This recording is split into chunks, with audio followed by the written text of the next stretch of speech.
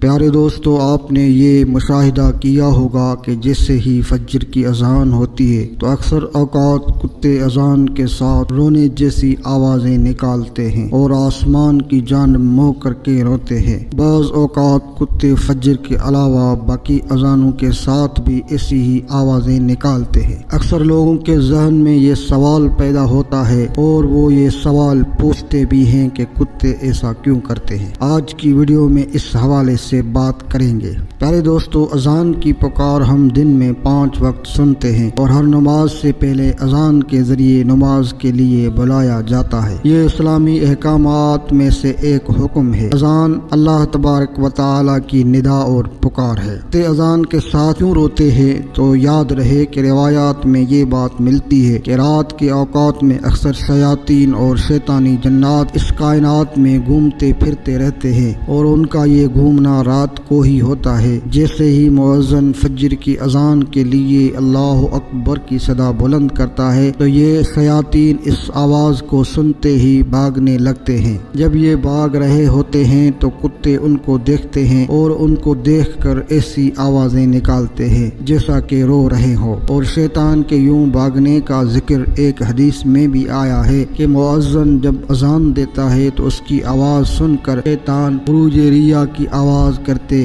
بھاگتا ہے۔ یاد رہے کہ انسانی نظر سے اللہ نے بہت سی باتوں کو پوشیدہ رکھا ہے، لیکن بعض جانوروں میں یہ طاقت رکھی ہے کہ وہ ان چیزوں کو دیکھ سکتے ہیں۔ مثلا عذاب قبر کی بات کی جائے تو اس کے بارے میں بھی یہ روایت ہے کہ مردے کی چیخ و پکار کی آواز کو انسان کے علاوہ باقی مخلوقات بھی سنتی ہے، اور کتا بھی انہی جانوروں میں سے ہے جو کہ جنات کو اور شیاطین کو دیکھتا ہے، اسی لیے یہ ان کو دیکھ کر ایسی آوازیں نکالتا ہے۔ یہ تھا جواب اس سوال کا کہ کتا اذان کے وقت رونے کی آوازیں کیوں نکالتا ہے۔ ویڈیو دیکھنے کے لیے آپ سب کا شکریہ۔ مزید ایسی ویڈیوز کے لیے ہمارے چینل کو سبسکرائب کریں اور اپنے دوستوں میں شیئر کریں۔ اللہ تبارک و تعالی آپ کا حامی اور ناصر۔